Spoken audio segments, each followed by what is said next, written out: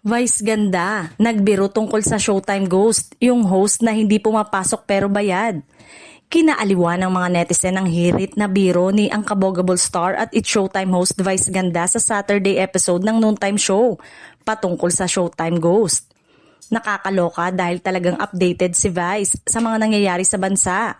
At hindi mawawala ng episode ang Noontime Show na hindi nagkakaroon ng hirit patungkol sa mga pinag-uusapang issue gaya na lamang ng Ghost Project.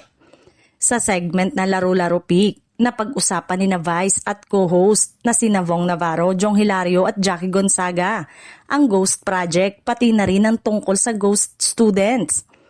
Ayon kay Vice Ganda, nabasa raw niya ang tungkol sa mga ghost student na kunwari ay nag-exist pero ang totoo ay wala naman talaga.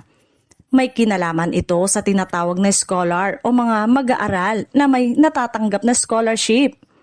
Nabanggit din ng komedyante at TV host ang tungkol sa mga ghost employees na pinapasahuran at binibigyan ng benepisyo subalit wala naman talagang ganong empleyado.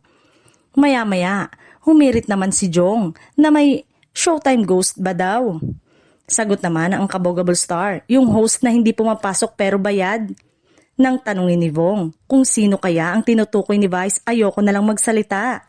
Nandito ba siya ngayon? Ghost nga natatawang sabi ni Vice.